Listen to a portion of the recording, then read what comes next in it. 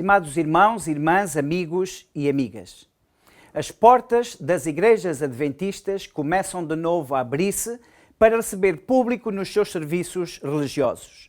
Este é um motivo de grande alegria e também um sentimento de gratidão para com Deus. Graças a Deus, o cenário pandémico, tanto na comunidade adventista como na comunidade alargada do nosso país, tem melhorado de forma significativa, diminuindo os riscos de contágio e de pressão hospitalar. Acreditamos que esta é uma resposta às nossas orações, partilhadas no Dia Nacional de Jejum e Oração, que uniu a Igreja em intercessão. Também é certamente o resultado do esforço e sacrifício de todo o país durante estes últimos 2 meses. As igrejas estão a reabrir ao público segundo o seu contexto específico. Algumas igrejas mais abrirão ainda este próximo sábado, juntando-se àquelas que já o fizeram. Outras, mais condicionadas no seu funcionamento pela interdição e circulação entre concelhos aos fins de semana, só o farão depois do dia 5 de abril. Por esse motivo, é fundamental que se mantenham informados através das comunicações e transmissões internas das vossas igrejas locais, da data e do contingente de presenças.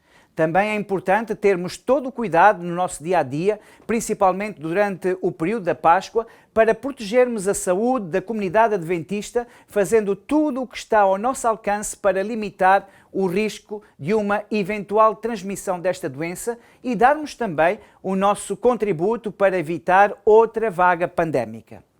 Nesta fase de transição, nas próximas semanas, serão realizadas a Semana de Oração dos Jovens, já de forma presencial em algumas igrejas e por meios telemáticos em outras, os acampamentos regionais de desbravadores de forma virtual e a campanha de evangelismo da Páscoa que será transmitida através da Novo Tempo Portugal. Independentemente da forma em que estas ações vão ser apresentadas, apelamos à participação ativa, entusiasta e missionária. Participação essa da parte de cada um de vós. No comunicado do primeiro período de encerramento das nossas igrejas ao público em março de 2020, escrevia estas palavras: a Igreja Adventista do Sétimo Dia tem uma missão de salvação e de redenção em Cristo. O estado normal da Igreja é estar aberta à comunidade e ao serviço, como manifestação do amor a Deus e ao próximo. Infelizmente, situações extraordinárias, como a que vivemos atualmente, exigem que ela se sacrifique nesse seu estado para a proteção dos seus membros e da comunidade alargada. Deus está presente em todos os lugares em que é invocado e, portanto, também nas nossas casas. No entanto, os templos ou igrejas foram consagrados para serem a casa de Deus. Vir a esses lugares é vir à casa de Deus para o honrar e adorar. A igreja é um espaço de encontro da família de Deus na sua casa de oração. Todos devemos organizar-nos para que, logo que seja possível, voltemos a congregar-nos na casa de Deus. Mesmo com os constrangimentos provocados pelo distanciamento obrigatório, o uso da máscara, a interdição de ajuntamentos, congregar-nos na casa de Deus para o adorar é sempre um motivo de comunhão e de grande alegria. Lembramo-nos do apelo do apóstolo Paulo no livro de Hebreus, no capítulo 10 e versículo 25, quando ele escreveu: não deixemos de nos congregar, como é costume de alguns. Pelo contrário, façamos admoestações, ainda mais agora que vocês veem que o dia se aproxima. Não deixemos de nos congregar, ainda mais agora que vemos que o dia da vinda do Senhor Jesus Cristo se aproxima. A igreja está carente deste reencontro na casa de Deus. O esforço de cada um de nós é importante para voltarmos presencialmente a congregar-nos nos espaços de culto, convidando também os nossos amigos e familiares para virem conosco. Os acontecimentos recentes reforçam a nossa convicção na brevidade da vinda de Jesus. Contamos com o contributo de todos para voltarmos a fazer das nossas igrejas lugares de oração, adoração, serviço e salvação. Que o Senhor vos abençoe grandemente, que o Senhor abençoe a sua igreja. Algumas igrejas poderão voltar aos cultos presenciais a partir do dia 13 de março, no respeito rigoroso das medidas do plano de contingência. A reabertura das igrejas será gradual, de acordo com o seu contexto interno e comunitário. Esteja atento às informações da sua igreja local para se informar quando abrirá portas ao público. Os lugares serão limitados e marcados. Siga as orientações do diaconato. Estão a ser criados contingentes de presenças. Procure saber qual é o dia em que pode deslocar-se à igreja. Nos espaços da igreja, o uso de máscara de proteção é obrigatório. Mantenha o distanciamento social em todas as ocasiões. Cumpra sempre a etiqueta respiratória. Evite todo o tipo de ajuntamentos. À chegada à igreja, desinfete as mãos. Procure voluntariamente a medição da sua temperatura corporal. Caso seja igual ou superior a 38 graus, não entre. Contacte a linha Saúde 24 808 24 24 24. Permaneça em casa se tiver sintomas como febre, tosse seca, perda de olfato ou de paladar, dores no corpo ou no peito ou dificuldades para respirar. Ligue para a linha Saúde 24. Se ficar em casa, continue a assistir aos serviços religiosos pelos canais da Igreja Local ou da Novo Tempo Portugal em www.novotempo.pt.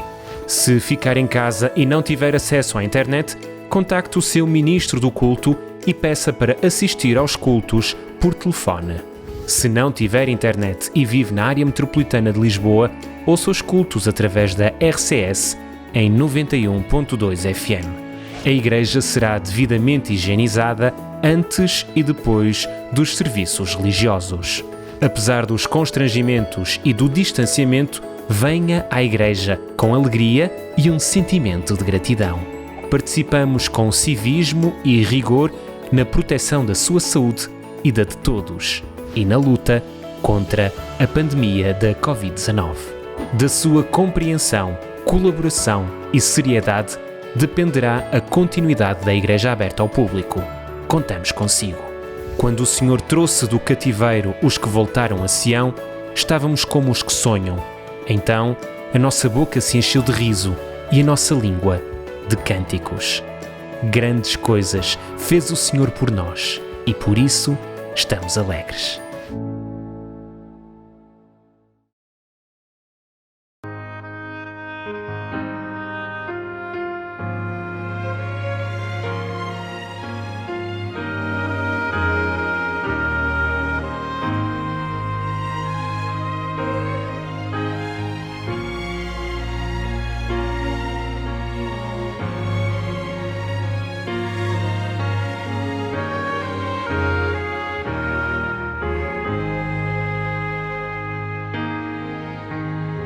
O Senhor está aqui. O Senhor está aqui. Vinde adorá-lo, vinde exaltá-lo. O Senhor está aqui. Nosso Deus e Pai, nesta hora e nesta manhã de sábado, buscamos a Tua presença, para que neste culto Tu nos abençoes, Tu te reveles, te manifestes, estejas entre o Teu povo aqui reunido neste momento, que a Tua palavra seja exaltada e que a Tua voz seja ouvida e faça eco nos corações de todos nós, Teu povo. É a nossa oração neste momento, em nome de Jesus. Amém, Senhor.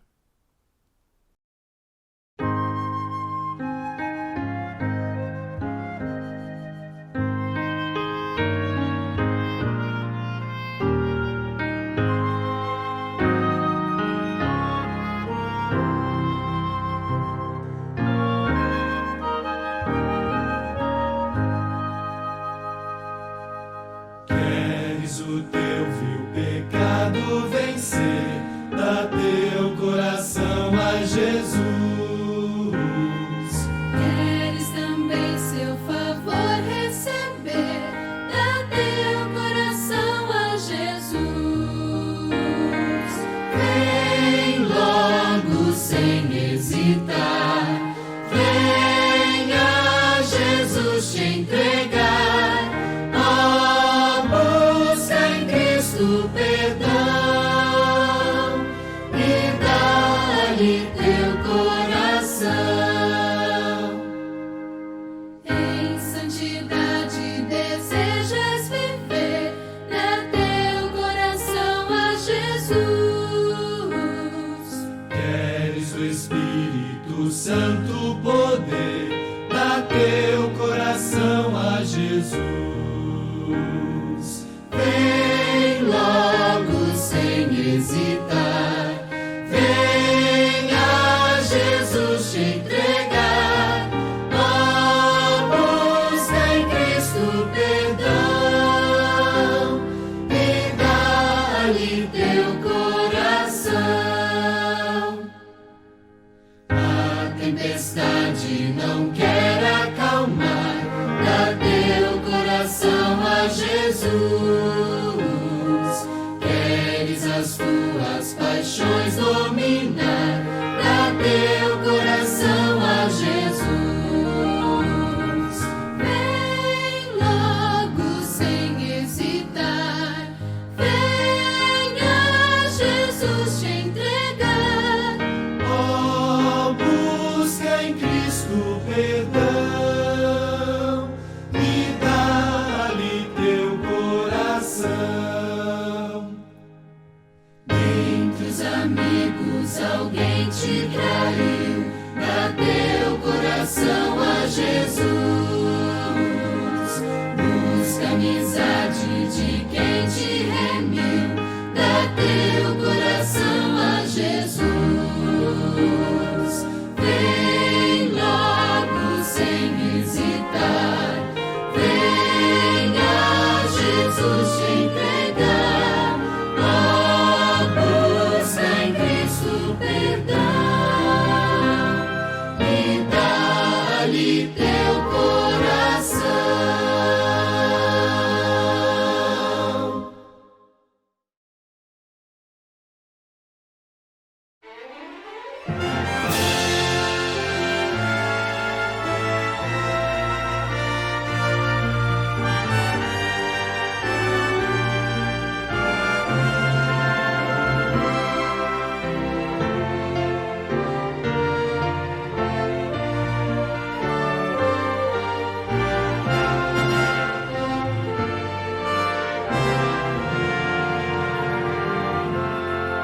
São teus, ó Pai, os dízimos daquilo que nos dás, e ofertas que te damos de coração aceitarás.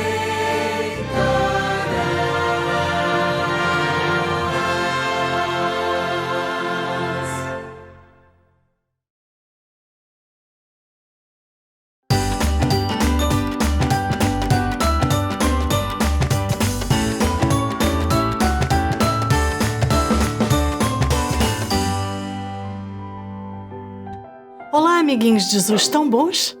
Têm passado dias felizes? Têm conversado com Jesus? Têm-lhe dito que querem ser os seus melhores amigos? De certeza, Jesus é tão querido e Jesus tem lugar no seu coração para todos nós. Tão bom gostarmos de Jesus, não é? Hoje quero-vos dizer uma coisa.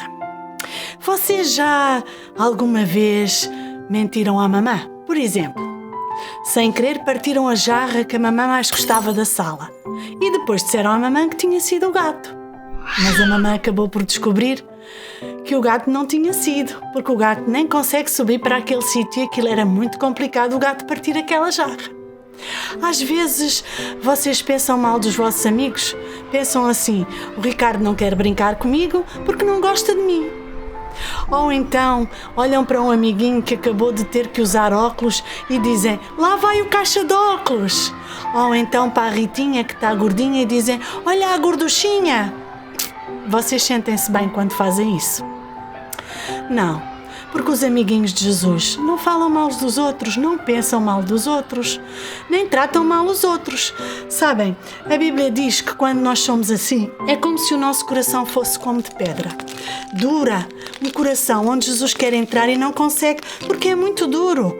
E nós ficamos tristes e dizemos: eu não queria mentir à mamã, eu não queria tratar mal o Ricardo, eu não queria chamar a gorducha à Ritinha, mas às vezes sem darmos por isso, já aconteceu. E ficamos tristes. Mas nós temos uma coisa muito boa. A Bíblia diz que Jesus quer tirar este coração de pedra e dar-nos um outro coração. Sabem, Jesus é um bom médico. E Ele quer mudar o nosso coração de pedra para um coração de carne, um coração mole, um coração que goste dos outros, que não pense mal dos outros, que não diga mentiras. E Jesus é como se fosse um médico. Mas sabem, Jesus não vai precisar de usar nem seringas, nem de fazer curativos. Não vai precisar de nada disso.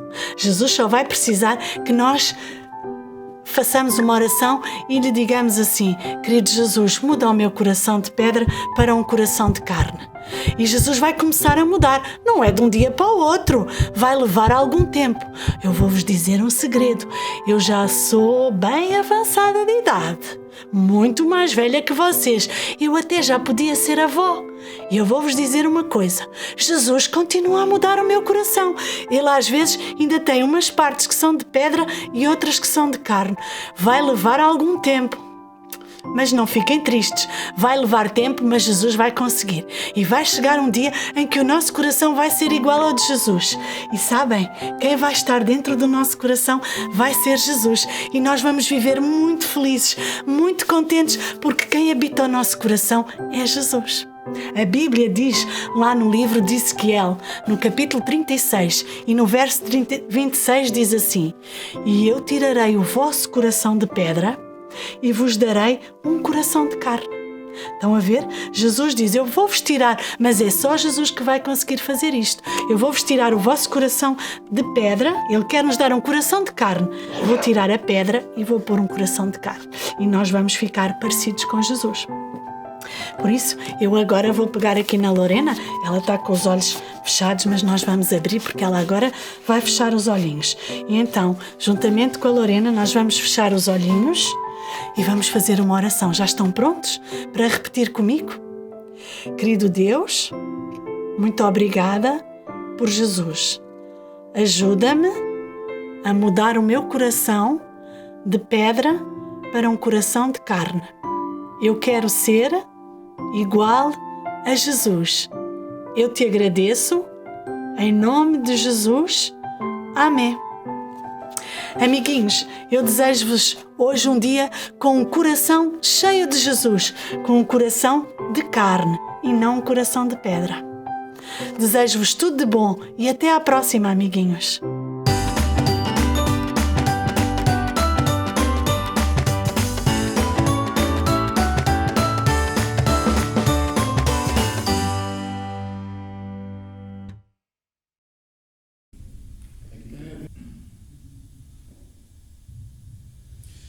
Deus ouve, Deus responde, é tão doce sua voz. Deus cuida, Deus atende, suas mãos tocam em nós. Ele guia nossos passos, nos envolve em seus braços.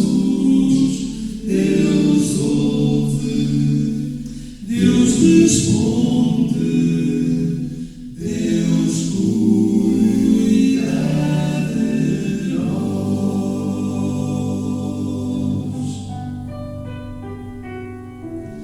Deus para ouvir.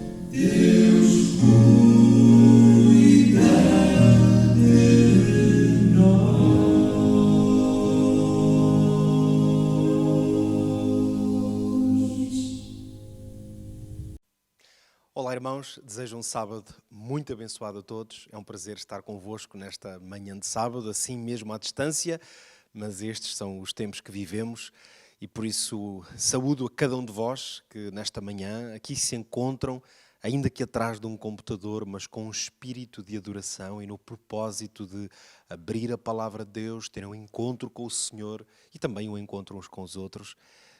Por isso é um privilégio para mim, mesmo desta forma, me encontrar esta manhã aqui neste distrito pastoral, portanto nas igrejas de Aveiro, onde estou por estes dias também reunido com os jovens a fazer a semana de oração, mas também, claro, nesta manhã a igreja de Sangalhos e a igreja em Vila Nova de Monsarros. Que a paz do Senhor esteja com todos vós.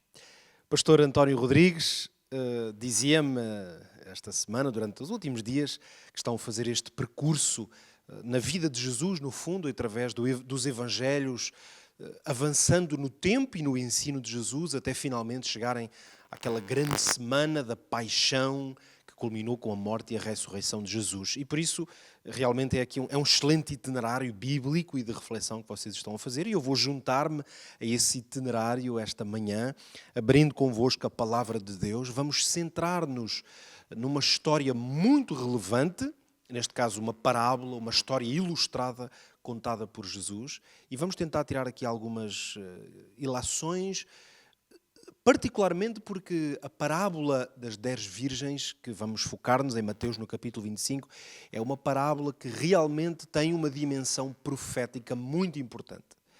E por isso ela tem um significado muito especial para o tempo em que vivemos, a igreja remanescente, no tempo do fim, num tempo que sabemos que antecede de uma maneira muito clara e próxima à vinda do Senhor Jesus. Ora, antes de lermos propriamente esta parábola, vamos situá-la juntos.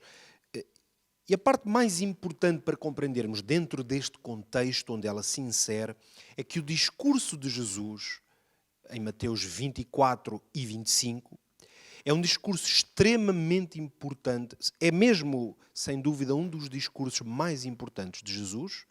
Aliás, é um dos seus últimos discursos, precisamente antes da celebração da Páscoa e desses dias finais da sua história em Jerusalém. E eu dizia, é muito importante porque o discurso profético de Jesus, que nós lemos em Mateus 24, onde muitas vezes nos centramos, claro, porque Jesus claramente aponta para sinais do tempo do fim, condições do mundo e critérios quase para entendermos o aproximar da sua vinda. E por isso é um texto que, obviamente, para uma igreja que profeticamente crê que estamos na última etapa da história desta terra, Mateus 24 é sem dúvida um capítulo importantíssimo, sendo que com alguma frequência distraímos-nos ao ponto de não perceber que o capítulo 24 de Mateus, ou o discurso que Jesus faz neste capítulo, na verdade, não se encerra no capítulo 24. Como sabem, os capítulos não foram divididos pelos evangelistas. O discurso vai até ao capítulo 25. E ele precisa de ser entendido como um todo. Como é que nós entendemos então este discurso profético de Jesus? Podemos simplificar assim. Até perto do final do capítulo 24, nós temos um discurso que aponta para sinais. Estes sinais estão relacionados com 2 acontecimentos, como sabemos. Lembremos-nos que o discurso profético de Mateus 24 resulta de 2 perguntas dos discípulos de Cristo. Quais foram essas perguntas? Só para recordar, eu estou aqui a fazer um contexto rápido. Mateus capítulo 24 diz que quando Jesus lhes disse, versículo 2, em verdade vos digo que não ficará aqui pedra sobre pedra que não seja derrubada, isto porque ele e os discípulos olhavam para o templo e os discípulos chamaram mesmo a atenção de Jesus para a estrutura do templo. Quando Jesus faz imaginem esta dramática afirmação de que não ficará aqui pedra sobre pedra, isso obviamente suscita nos discípulos uma interrogação profunda. E eles vão fazer ou demonstrar essa interrogação então nas tais 2 perguntas que nós lemos no versículo 3, que diz que, estando sentado no Monte das Oliveiras, chegaram-se a ele os seus discípulos em particular, dizendo: dize-nos quando serão estas coisas, primeira pergunta, e que sinal haverá da tua vinda e do fim do mundo. Ora, então Jesus, para responder a estas perguntas, ele vai num discurso onde, claro, os 2 temas estão misturados, mas nós entendemos claramente que Jesus vai falar sobre quando acontecerão estas coisas, e portanto aí é uma referência ao templo ser destruído e não ficar pedra sobre pedra. E a segunda pergunta, quando será a tua vinda e o fim do mundo, ou que sinal haverá? Esta é a pergunta concreta. E é por isso que nós vamos então encontrar o quê? Jesus a debruçar-se sobre os sinais profeticamente que apontam para estes dois grandes acontecimentos. Um que teria grande importância ainda naquela geração e, obviamente, a vinda do Filho do Homem, como Jesus a designava, a sua própria vinda, que depois ele também deu muitas indicações. Ora, nos dois capítulos de 24 e 25 de Mateus, nós vamos encontrar aquilo que podemos ter o entendimento de que o capítulo divide-se em dois grandes temas. Estes dois capítulos. O primeiro tema tem a ver com os sinais e as condições para que estes dois acontecimentos tenham lugar. E o segundo tema tem a ver com a preparação e a necessidade de preparação daqueles que vão viver os dois acontecimentos.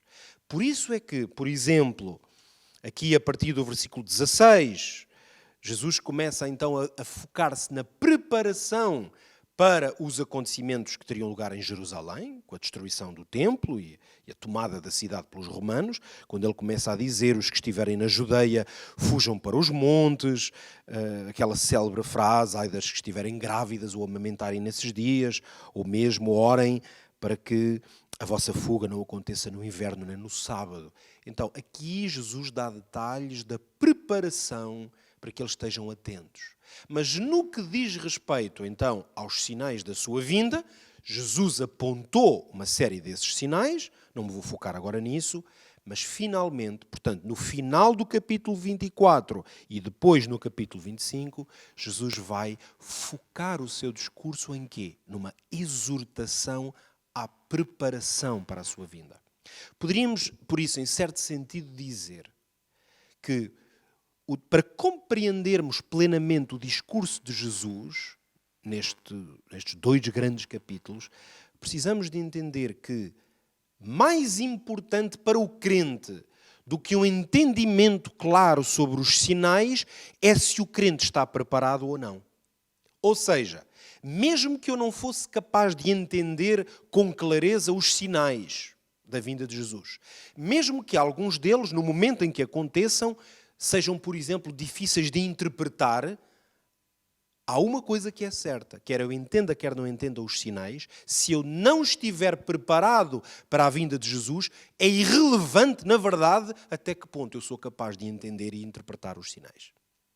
Ora, então agora conseguimos entender melhor o contexto da parábola das 10 virgens. Na verdade, Jesus, nesta exortação à vigilância, ele vai fazer uma série de advertências. 3 delas são, aliás, através de parábolas ou mesmo metáforas. Jesus vai contar a parábola dos servos, dos 2 servos, e, portanto, um que recebe mais talentos que outros. E quando o Senhor volta à questão é o que é que fizeste com os talentos, vai contar a parábola das 10 virgens e depois, na parte final, vai usar aquela imagem dos bodes e das ovelhas que são separados, aí falando mesmo de uma forma clara da vinda de Jesus. Vamos então agora, neste contexto, entender melhor e refletir um pouco sobre a parábola das 10 virgens, porque trata-se de uma tremenda advertência à preparação e à vigilância. Vamos então ler agora sim, vamos ler juntos, capítulo 25 de Mateus, e vamos ler então os primeiros 13 versículos. Eu vou fazer a leitura, vocês podem abrir a vossa Bíblia, se já estiverem aí nos capítulos, ou então escutar. Mateus 25, vamos ler a partir do primeiro versículo. Então, o reino dos céus será semelhante a 10 virgens que, tomando as suas lâmpadas, saíram ao encontro do esposo. E 5 delas eram prudentes e 5 loucas. As loucas, tomando as suas lâmpadas, não levaram azeite consigo, mas as prudentes levaram azeite em suas vasilhas com as suas lâmpadas. E tardando o esposo, tosquenejaram todas e adormeceram. Mas à meia-noite ouviu-se um clamor. Aí vem o esposo, saí-lhe ao encontro. Então todas disseram às prudentes: dai-nos do vosso azeite, porque as nossas lâmpadas se apagam. Mas as prudentes responderam dizendo: não seja o caso que nos falte a nós e a vós. Ide antes aos que o vendem e comprai-o para vós. E tendo elas ido comprá-lo, chegou o esposo, e as que estavam preparadas com ele para as bodas, entraram e fechou-se a porta. E depois chegaram também as outras virgens, dizendo: Senhor, Senhor, abre-nos. E ele respondendo disse: Em verdade vos digo que não vos conheço. Vigiai, pois, porque não sabeis o dia nem a hora em que o Filho do Homem há de vir. É uma história realmente tremenda. Nós temos ouvido muitas coisas sobre esta história. É uma parábola muito bem conhecida. Mas há algumas considerações que eu acho realmente muito importantes fazer. Reparem, irmãos, que nós temos consciência de que Deus deixou na sua palavra algumas revelações suficientes para nós entendermos de que no fim do tempo haverá um povo remanescente, um povo com certas características particulares que permitem identificar, distinguir o verdadeiro povo de Deus, o povo que aguarda e prepara o mundo para a volta do Senhor Jesus. Com certeza que nós, como crentes neste tempo da história e como crentes que pertencem à Igreja Adventista, talvez muitos dos que me ouvem serão membros da Igreja Adventista, outros, quem sabe, não, mas escutam esta mensagem e como adventistas conseguimos identificar um conjunto de características que nos permitem dizer que há uma identidade claríssima no povo de Deus que vive nesta terra no seu tempo final. Essas características estão definidas em Apocalipse, por exemplo, no capítulo 12, aqui estão que o dragão ira-se contra quem? Contra os que guardam os mandamentos de Deus e têm o testemunho de Jesus. Ou em Apocalipse 14, quando o povo que proclama aquelas grandes mensagens angélicas, esse povo, é aí, no seio desse povo, que estão a perseverança dos santos. Quem são esses? Os que guardam os mandamentos de Deus e têm a fé de Jesus. Há características que identificam este povo de Deus remanescente no tempo do fim. Agora, há um alerta, ao mesmo tempo que estas características estão identificadas, a Bíblia apresenta-nos profeticamente alguns alertas e advertências extremamente importantes para o povo de Deus, para o remanescente que aguarda e se prepara para a vinda de Jesus. É por isso que eu hoje não quero ficar-me ou fixar-me apenas na parábola das 10 virgens, mas quero mostrar-vos que esta parábola ela pode ser lida em paralelo com alguns outros textos da Bíblia que basicamente nos dão um quadro de advertência mais completo. Quando olhamos para esta história que acabamos de ler, nós percebemos perfeitamente que a parábola das 10 virgens é uma advertência para um conjunto de pessoas que estão, obviamente, representadas na parábola por estas 10 jovens. E estas 10 jovens, obviamente que pela sua virgindade, elas representam esta pureza, sendo mulheres, naturalmente que numa linguagem profética, é claro que apontam para povo de Deus, para a Igreja de Deus. A interpretação é evidente e este noivo que aparentemente se atrasa, reparem que não é o noivo que está atrasado, o próprio texto diz, é elas tardando ele, porque elas contavam que ele viesse mais cedo, mas ele não vem na hora que elas à partida contavam. Portanto, o noivo obviamente representa o Senhor Jesus e as bodas, aquela festa, claro, a boda que será realizada e a grande celebração entre Jesus e os salvos. Portanto, tudo isto fica muito claro em termos de interpretação. O próprio Senhor Jesus, claro, disse no final da parábola: vigiai porque não sabeis a hora em que virá o Filho do Homem. Portanto, nem sequer há nenhuma dúvida aqui na interpretação. No entanto, esta história, infelizmente, mas por um lado, graças a Deus que o Senhor Jesus deixou esta advertência, não é uma história simplesmente para lermos, para nos alegrarmos e dizermos: uau, que maravilha, o noivo vai voltar e todos vamos poder alegrar-nos com ele eternamente nas bodas. Não é este tipo de celebração ao qual esta parábola nos convida. Ela convida-nos a uma reflexão sobre o facto de que metade, e obviamente que aqui o número não é para fazer uma contagem literal, isto é uma história e, portanto, é uma alegoria profética. O que é certo é que uma parte muito importante deste povo aqui representado por estas jovens, virgens, solteiras, o que é que acontece? Não estavam preparados. E, na verdade, não chegaram a entrar na boda. Portanto, é uma advertência, irmãos, com uma dimensão de apelo e de exortação tremenda.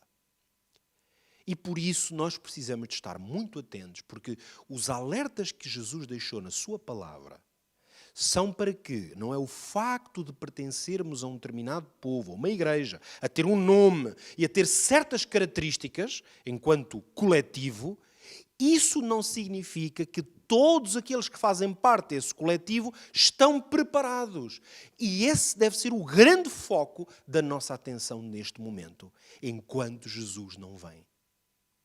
Deixem-me então propor-vos aqui uma leitura comparada com mais 2 textos das Escrituras. Vamos lê-los rapidamente. Vamos folhear aqui um pouco atrás e chegamos a Mateus no capítulo 13. E o que é que vamos encontrar aí? Uma outra parábola que Jesus contou.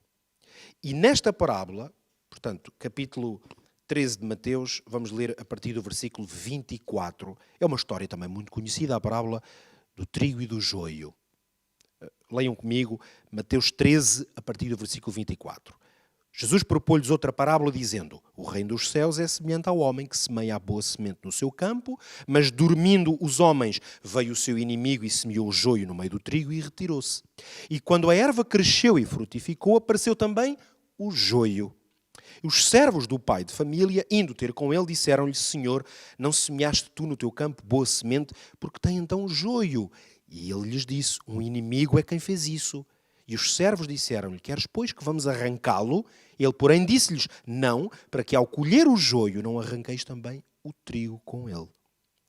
Deixai crescer ambos juntos até à ceifa, e por ocasião da ceifa direi aos ceifeiros: colhei primeiro o joio e atai-o em molhos para o queimar, mas o trigo juntai-o para o meu celeiro. Repare que esta parábola, ela pode claramente ser lida em paralelo com a parábola das 10 virgens. A metáfora usada por Jesus é diferente, mas tudo nestas histórias está em paralelo. Se de um lado temos um casamento como metáfora e o noivo que vem, aqui temos um senhor e a terra, e a semente que está plantada na terra equivale, obviamente, às virgens. É o povo de Deus que se trata, é o povo que tem conhecimento. E o que é que vamos encontrar? 2 grupos. Por isso é que as semelhanças são tremendas. 2 grupos. Aqui não são designados por prudentes e imprudentes, são designados por trigo e joio. E o que é que vai acontecer? Quando o Senhor voltar para a ceifa, a colheita, o equivalente ao noivo quando chega para finalmente ter a boda com os seus convidados, o que é que vai acontecer? Tem que haver uma divisão. Uns vão ficar fora no caso do casamento e aqui o joio será destruído. No entanto, estamos a falar de uma entidade coletivamente semelhante. Estão todos plantados no mesmo campo, todos parecem iguais, tal como nas 10 virgens todas adormeceram. E é um alerta tremendo que nos é feito sobre a questão da preparação para a vinda do Senhor Jesus. Percebem, portanto, que eu vos estava a dizer há pouco, no contexto de Mateus 25, que a grande preocupação de Jesus, depois de indicar alguns sinais da sua vinda, e haverá pessoas crentes que estão conscientes, aliás, isso faz parte das características desse povo de Deus, estão conscientes desses sinais, pregam, falam e preparam-se a propósito desses sinais. No entanto, uma parte significativa desse coletivo, em termos individuais, devido às suas escolhas, ao seu posicionamento, à sua vida de fé, não estão preparados. São joio ou são virgens loucas. E deixem-me ainda então propor-vos um outro texto para ler em paralelo com este, que está em Apocalipse, no capítulo 3. E aqui, não se tratando agora de uma parábola, na verdade, há também metáforas muito importantes nesta história e nesta mensagem, a carta que foi escrita ou revelada por Jesus, diretamente por ele, à igreja de Laodiceia. E o que é que vamos encontrar aí? Vamos fazer a leitura, também é obviamente um relato muito conhecido. Vamos lê-lo aqui juntos mais uma vez. A 7ª carta à igreja de Laodiceia. O que é que diz? Ao anjo da igreja de Laodiceia escreve: isto diz o Amém, a testemunha fiel e verdadeira, o princípio da criação de Deus, que é Cristo. O que é que ele diz? Conheço as tuas obras, que nem és frio nem quente, quem dera foras frio ou quente. Assim, porque és morno e não és frio nem quente, vomitar-te-ei da minha boca. E como dizes, rico sou e estou enriquecido e de nada tenho falta, e não sabes que és um desgraçado, um miserável, um pobre, um cego e um nu, aconselho-te que de mim compres ouro provado no fogo, para que te enriqueças, e roupas brancas, para que te vistas e não apareça a vergonha da tua nudez, e que unjas os teus olhos com colírio para que vejas. Eu repreendo e castigo a todos quantos amo, sê pois zeloso e arrepende-te. Eu estou à porta e bato, e se alguém ouvir a minha voz e abrir a porta, entrarei a ele, e com ele cearei, e ele comigo. E ao que vencer, lhe concederei que se assente comigo no meu trono, assim como eu venci e me assentei com meu Pai no seu trono. Quem tem ouvidos, ouça o que o Espírito diz às igrejas. Repare então que nós encontramos aqui uma imagem tremendamente forte. E esta imagem, mais uma vez, ela é endereçada a uma igreja, a um grupo de crentes, portanto, a um coletivo. É por isso que vos proponho que estes 3 textos, nós estamos a centrar-nos a partir da história das 10 virgens, pelo lugar importante onde ela se encontra no discurso de Jesus, mas podemos fazer este paralelo. Aqui o paralelo encontra-se aonde? Precisamente no facto que é uma mensagem para a proximidade da vinda de Jesus. Agora, essa proximidade aqui não nos é dada pelos detalhes, vamos dizer, da história ou da parábola, porque essa, no caso do trigo e do joio, é-nos dado pela imagem do ceifeiro, do Senhor da terra que vai voltar para ser feita a colheita, e no caso das 10 virgens, o noivo. Aqui o contexto da volta de Jesus é-nos dado porque a mensagem de Jesus à Laodiceia, dentro do contexto das profecias de Apocalipse, portanto, 7 cartas, 7 tempos proféticos, a última carta é para a igreja, o coletivo que está na terra antes da vinda do Senhor Jesus. Então, o contexto está dado. O contexto é o da vinda de Jesus. E nestas 3 histórias, o que é que nós encontramos? Uma tremenda advertência a propósito de quê? Da preparação, ou se quiserem, da falta de preparação. Ora, aqui na igreja de Laodiceia, o alerta para essa falta de preparação também é dado através de uma parábola, na verdade. É a parábola da temperatura. E o Senhor adverte este coletivo de ele ter o problema de ter pessoas que estão mornas, portanto, nem estão frias, nem estão quentes, e, portanto, criam esse vómito a Deus. Mas, na verdade, a explicação é dada do que é que significa mornidão. E é muito curioso porque algumas vezes nós tendemos a interpretar o conceito de mornidão, porque é evidente que do ponto de vista da imagem ou da alegoria, mornidão aponta para a ideia de pessoas que estão assim muito acomodadas, que não se importam muito. Mas quando nós vamos aos detalhes da revelação, nós percebemos que quando o Senhor Jesus revelou na essência, o problema, ele vai dizer, dizes que és rico, pensas que és rico, que estás bem, mas és um miserável. Portanto, a mornidão, muito mais do que apenas uma letargia, uma falta de vida espiritual ou qualquer outra coisa, esta mornidão caracteriza-se por orgulho espiritual. Então, agora reparem, agora eu convido-vos a fazer esta análise. No caso do joio, o que é que o joio revela para nós? Que existe contrafação. Portanto, existem crentes que, na verdade, vivem uma experiência de total falsidade na sua natureza cristã. E eu gostava, portanto, que agora atendêssemos bem, irmãos, a esta reflexão que eu quero fazer convosco, que é realmente tentar ser o mais claro possível na advertência que estas histórias na Bíblia nos fazem. A primeira advertência, começando agora pelo trigo e pelo joio, é uma advertência contra a falsidade, a hipocrisia. O que é que Jesus nos está a advertir, nós, povo de Deus do tempo do fim? É que há crentes entre o povo de Deus que o seu problema está no caráter. Ou seja, há engano e falsidade. Estes crentes têm aquilo que eu poderia chamar o síndrome dos fariseus. Isto quer dizer o quê? Que aparentam uma coisa, mas na essência são outra completamente diferente. Vai-se analisar a vida destas pessoas e ela é falsa. Deixem-me dizer-vos o seguinte, é aquela vida de quem anda de fato e gravata ao sábado, como eu estou aqui neste momento, mas a questão é quando eu tiro a gravata e o casaco e o fato, e o que é que eu sou? Na minha casa, com a minha mulher, com os meus filhos, com os meus amigos, nas minhas escolhas, nos meus comportamentos, nas redes sociais, no relacionamento com os meus colegas de trabalho ou com os meus empregados. O que é que eu sou na essência? É essa verdade sobre o que nós somos como crentes que somos advertidos pela parábola do trigo e do joio. Ou seja, há crentes que são claramente joio. Eles são vistos no meio do trigo e, portanto, aparentam ser trigo. Mas as suas obras e a sua vida é completamente falsa. Todas as suas escolhas revelam a natureza da sua identidade. É este o síndrome dos fariseus, ao qual Jesus disse, aliás, sepulcros caiados de branco. Por fora parecem uma coisa, mas no interior é só morte, podridão e falsidade. Ora, o que é que esta mensagem diz à Igreja de Deus do tempo do fim? Diz muito cuidado. É tempo de parar de parecer uma coisa e ser outra. E depois temos a mensagem a Laodiceia. E o que é que a mensagem de Laodiceia nos adverte?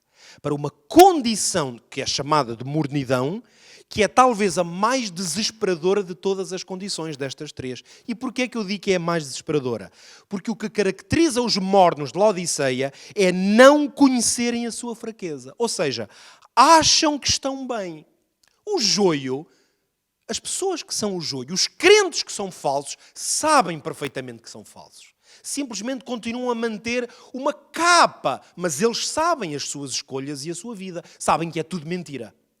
Mas os mornos não sabem da sua mentira e do seu problema. Ou seja, qual é o verdadeiro problema que Laodiceia nos adverte? Orgulho espiritual. São os crentes que estão entre o povo de Deus, mas que olham para os outros com desprezo, com desdém, como se todos à volta fossem uns miseráveis, uns pecadores, não fazem isto ou não fazem aquilo, e olham com desdém para os outros. E é exatamente essa condição que o Senhor Jesus chama de mornidão, que lhe provoca vómito, porque não estão conscientes. Então o problema da Laodiceia não é falsidade, é antes orgulho. É o que eu chamo o síndrome do apóstolo Pedro antes da sua conversão. Ou seja, Jesus dizia-lhe, tu vais-me trair, e ele dizia, eu nunca na vida, eu vou contigo até ao fim. Reparem, a pergunta é, Pedro estava a mentir quando disse isso? Não estava. A gente entende pelos evangelhos que ele não disse isso com falsidade. Ele disse isso porque estava mesmo convencido no seu orgulho de que era um homem que não tinha falhas. E à primeira dificuldade e aperto e pressão, o que é que ele fez? Negou o mestre. Por isso é que se trata de uma condição desesperadora, porque a pessoa não entende a condição que está. E agora, finalmente, para irmos ao centro desta mensagem, então temos a advertência às virgens imprudentes ou loucas. E aí qual é o problema? E eu quero chamar muito a vossa atenção. Porque o problema das virgens loucas não é orgulho, nem é falsidade. Ou seja, são crentes que têm uma boa intenção. Reparem que elas foram esperar o noivo, elas têm as vasilhas e têm o azeite consigo, e todas adormecem na verdade. Por isso, o adormecer não é o centro desta mensagem. Em muitos aspectos, as 10 virgens estão todas juntas. O problema é que há 5 delas que os cuidados desta vida, podíamos dizer, levam-nos a distraírem-se. E quando elas percebem que na verdade precisariam de estar mais atentas e vigilantes, já é tarde demais. Portanto, não se trata nem de falsidade, nem de orgulho, trata-se de uma questão de prioridades. E é por isso que eu hoje quero centrar, no final desta mensagem, quero centrar, irmãos, a minha advertência, a partir da palavra de Deus hoje, realmente na mensagem das 10 virgens. Porquê? Porque o problema das 5 virgens loucas é prioridades. São pessoas bem intencionadas, não são falsas, não estão a tentar enganar ninguém, nem a Deus. São pessoas que muitas vezes reconhecem as suas fraquezas e entristecem-se com elas. Estes são os crentes que estão entre o grupo que é representado pelas Virgens Loucas.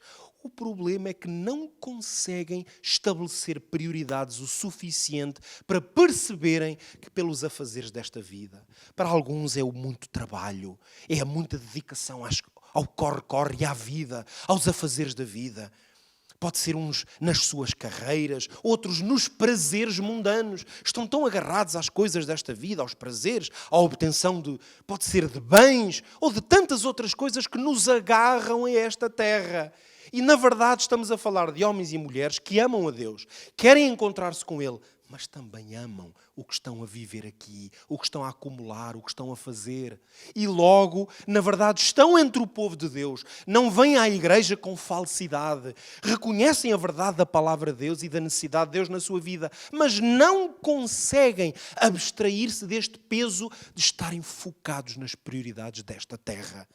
E por isso, quando o Senhor vem, elas vão dizer, nós queremos entrar. Vocês veem, a parábola diz, nós queremos. Elas não viram as costas, como quem diz, olha, não entramos agora, pronto. Não, elas querem. Elas vão lamentar-se, na verdade, por não poder entrar. Mas quando o Senhor chegou, o que é que elas estavam a fazer à última da hora? A tentar comprar azeite. Vocês veem então que não se tratava de falsidade ou de orgulho. Elas ainda querem comprar o azeite, mas já não dá tempo. Enquanto havia tempo, estavam distraídas com outras coisas. E este é um alerta tremendo para nós, irmãos, para todos nós. Eu chamo a este síndrome o síndrome da mulher de Ló. Porquê?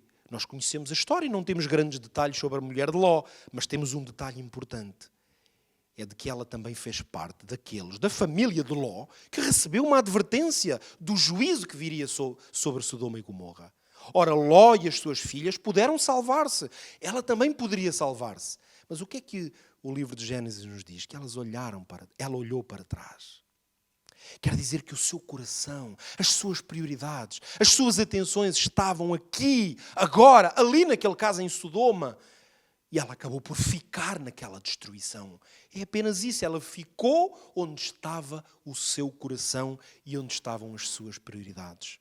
Ora, Jesus alerta-nos e chama-nos para o facto de que nós não precisamos de estar entre nenhum destes grupos. E é isso que esta manhã, prezados irmãos, eu queria dizer-vos de todo o meu coração. Nenhum de nós tem razões para ficar em nenhum destes grupos. Porque o Senhor chama-nos, na verdade o Senhor chama-nos a abandonarmos este grupo, qualquer um deles. Se estamos distraídos e focados nesta terra e nos prazeres deste mundo, irmãos, precisamos de acordar dessa distração e focar-nos em pôr Jesus em primeiro lugar. Se estamos convencidos que somos os melhores deste mundo e de que à nossa volta é só pecadores e nós é que somos os bons, então temos que sair imediatamente dessa posição, porque o juízo será o mesmo. E se porventura vivemos uma vida de falsidade, em que a igreja é só a aparência, mas a nossa prática, a nossa vida é totalmente voltada ao contrário do Senhor, o juízo sobre nós será o mesmo. A grande mensagem de esperança que está contida nestas 3 mensagens de advertência é que porque o Senhor Jesus ainda não veio, ainda é o tempo de fugir de cada um destes grupos. E eu hoje, de todo o meu coração, aos queridos irmãos que estão em Aveiro, em Sangalhos ou em Vila Nova de Monsarres esta manhã, eu apelo-vos, como vosso irmão em Cristo, de todo o meu coração, saiamos destes lugares, destas indecisões, destes posicionamentos falsos no nosso coração e enganadores. Saiamos. Os irmãos sabem como eu que no tempo do fim há profeticamente a necessidade de fazer um chamado àqueles que estão fora do povo de Deus.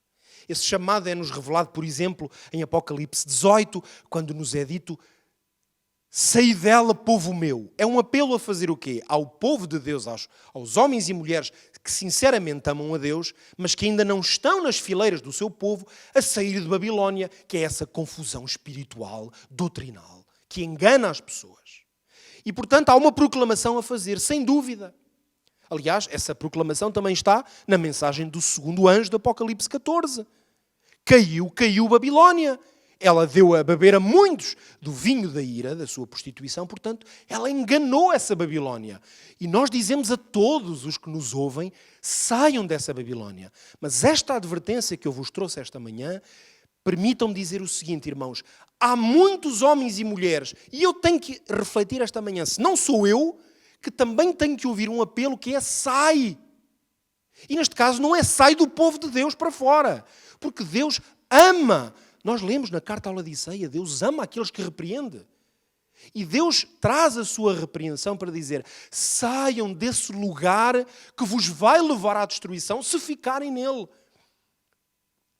Saiam dessa identidade falsa de joio, de engano, de falsidade e hipocrisia. O Senhor Jesus também nos chama hoje a sairmos da mornidão, do orgulho espiritual. E o Senhor chama-nos a sairmos da falta de prioridades e a sairmos do amor ao mundo mais do que o amor a Deus e à sua causa e à sua obra. E eu oro para que Deus vos ajude e vos inspire a fazerem hoje mesmo essa escolha. Jovens que me estão a ouvir neste momento, estamos aqui também num contexto de fins de semana e semana especial para os jovens. Por favor, atentem para estas palavras e para este apelo que eu vos estou a fazer. Eu sei que vocês podem perfeitamente entender estes três grupos e se porventura vocês estiverem em algum deles, fujam, prezados jovens, fujam desses lugares, saiam desses lugares, venham para o Senhor Jesus, para uma vida de sinceridade, de verdade com Ele. Onde as vossas falhas e fraquezas, apresentem-nas dentro do Senhor para que elas mude, para que Ele vos restaure e vos perdoe. A todos vós, eu apelo esta manhã a isto, a que saiamos, se porventura não estamos no lugar onde devemos estar, para que quando o Senhor Jesus voltar e cumprir essa bendita promessa, nós possamos recebê-lo de braços abertos. Que Deus vos abençoe.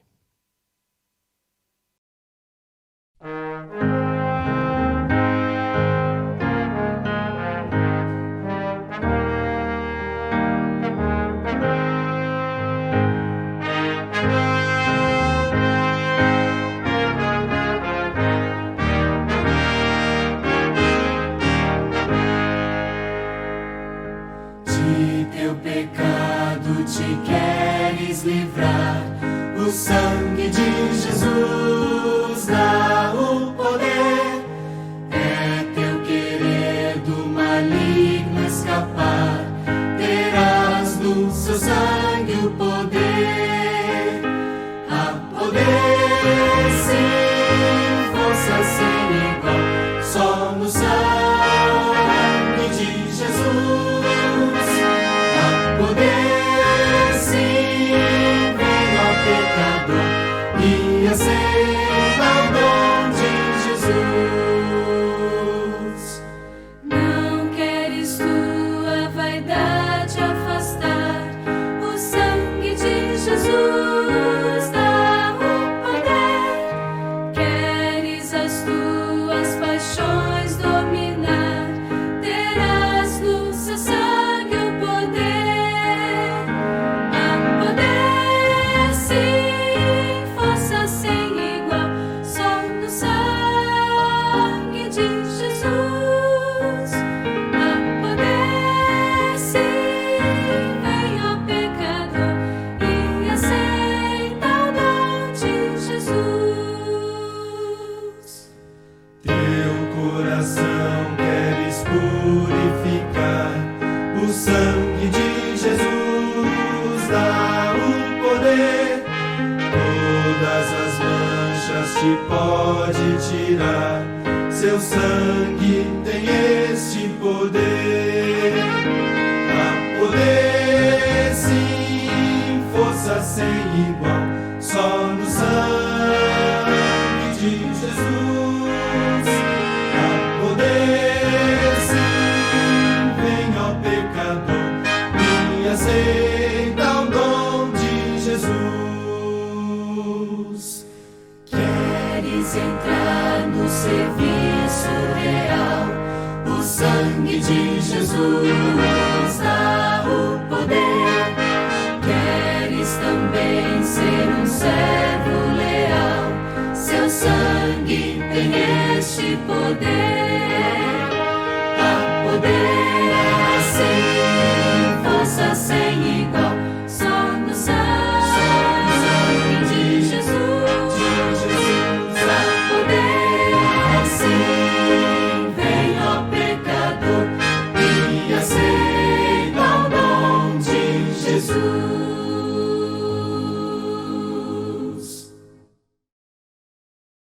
Ó Deus eterno, damos-te muitas graças porque tu nos deixaste advertências e revelação suficiente para que nenhum de nós se perca.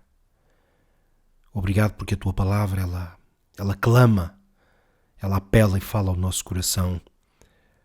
Que nos toques a cada um de nós para fazermos uma reflexão profunda sobre a condição em que nos encontramos. Para que nenhum de nós venha a perder a maravilha de viver eternamente contigo, de celebrar nessa boda contigo. Senhor, dá-nos o teu Espírito para que Ele nos convença do nosso pecado, das nossas falhas e fraquezas e nos dê o poder para as ultrapassarmos. Quando tu chegares, Senhor, a esta terra, o que desejamos é receber-te e dizer: eis-nos aqui, eis agora aqui diante de nós o Senhor a quem aguardávamos. Que esta graça se manifeste na vida de todos nós e aqui nestas igrejas em particular, na vida destes meus irmãos e irmãs. Despede-nos na tua paz, nesta hora, em nome de Jesus. Amém, Senhor.